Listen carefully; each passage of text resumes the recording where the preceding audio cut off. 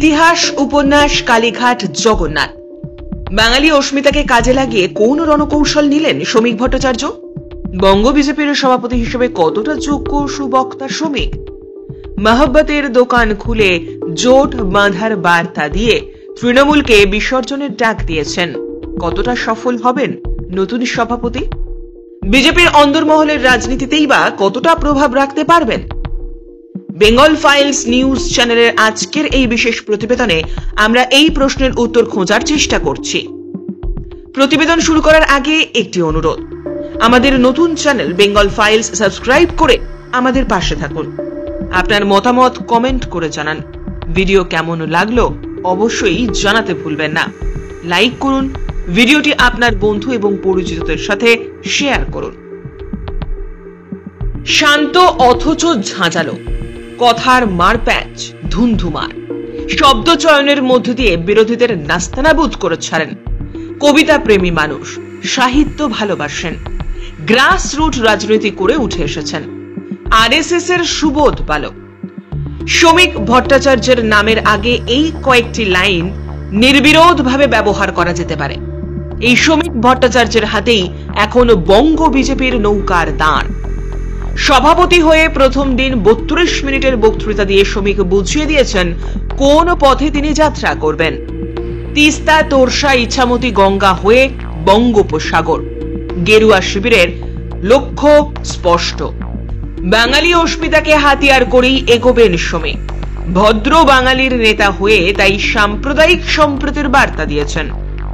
বাঙালি যা শুনতে চায়, একই বৃন্তের দুটি কুসুম, হিন্দু মুসলমান। শ্রমিক ঠিক সেই বার্তা দিয়েই বলেছেন দুর্গাপুজোর বিসর্জন আর মহরমের মিছিল একই রাস্তায় একসঙ্গে হবে। কোনো দাঙ্গা হবে না, কোনো অশান্তি হবে না। স্পষ্ট করেছেন বিজেপি ক্ষমতায় আসলে আইনের শাসন প্রতিষ্ঠিত হবে, বাংলা আবার সোনার বাংলা হবে। গভীর জলের মাছ। রাজনৈতিক বিশ্লেষকেরা বলেন শ্রমিক ভট্টাচার্য হচ্ছেন গভীর জলের মাছ। প্রথম বক্তব্য থেকেই সেটা বুঝিয়ে দিয়েছেন। তিনি জানেন শুধু হিন্দু ভোট দিয়ে বিজেপি ক্ষমতায় আসতে পারবে না। যখন তৃণমূল কংগ্রেস একাই পুরো মুসলিম ভোট পাচ্ছে, তখন কোনোভাবেই অধিকাংশ হিন্দু ভোট পেলেও বিজেপি বাংলার সিংহাসন দখল করতে পারবে না। তাই চাণক্যর অস্ত্র ঝুলি থেকে বের করলেন বাগ্মী নেতা শ্রমিক। নিজের শক্তি বৃদ্ধি করতে না পারলে শত্রুপক্ষের শক্তিকে বিভক্ত করে দাও। বিজেপির নতুন সভাপতি তাদের উদ্দেশ্য স্পষ্ট করে দিয়েছেন। মুসলিম ভোট বিজেপি না পেলেও চলবে, কিন্তু তৃণমূল যেন একচেটিয়া মুসলিম ভোট না পায়। গভীর জলের মাছ হয়ে দলের অন্দরেও বার্তা দিয়েছেন। আমরা তা এই ভিডিওতে আলোচনা করব। দ্বিজাতি তত্ত্ব, বাংলা ভাগ। 1946-এর কলকাতা দাঙ্গা, নোয়াখালী দাঙ্গা সভাপতি হিসেবে প্রথম ভাষণেই স্মরণ করিয়েছেন শ্রমিক। তার সঙ্গে জুড়ে দিয়েছেন বর্তমান বাংলাদেশের অস্থির পরিস্থিতিকে। বাংলাদেশে হিন্দু বাঙালির অত্যাচারিত হওয়ার কথা তুলে ধরেছেন। মিশিয়ে দিয়েছেন মালদা মুর্শিদাবাদের হিংসার সঙ্গে। বাংলা ভাগের স্মৃতিকে উস্কে দিয়ে মালদায় হিন্দুদের পলায়নকে হাতিয়ার করেছেন। শ্যামাপ্রসাদ মুখার্জির বাংলা ভাগের দাবিকে তুলে ধরে প্রাসঙ্গিক করার চেষ্টা করেছেন বাঙালির সঙ্গে বিজেপির পুরনো ইতিহাসকে। মতাদর্শগত শত্রু কমিউনিস্ট। বামফ্রন্টের সময় জবাব দিয়েছে বিজেপি। 34 বছরের বামফ্রন্ট সরকারের অত্যাচারের সময় বিজেপি লড়াই করেছে। সন্দেশখালী থেকে গড়বেতা বিজেপি কর্মীরা খুন হয়েছে কমিউনিস্ট গুন্ডাদের হাতে। সে কথা মনে করিয়ে শ্রমিক বলেছেন সিপিএম এর ভাষাতেই জবাব দিয়েছে গেরুয়া শিবির। রাজনৈতিক বিশ্লেষকদের মত, বামফ্রন্টকে ক্ষমতাচ্যুত করতে বিজেপির বিশেষ ভূমিকা ছিল। সেই বার্তাই দিলেন শ্রমিক ভট্টাচার্য। আইনের শাসন। বিজেপি ক্ষমতায় আসলে বাংলায় আইনের শাসন প্রতিষ্ঠিত হবে।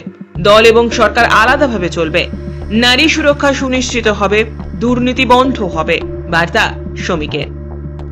স্বপ্ন দেখানো। যে কোনো সফল নেতা জনগণকে স্বপ্ন দেখান।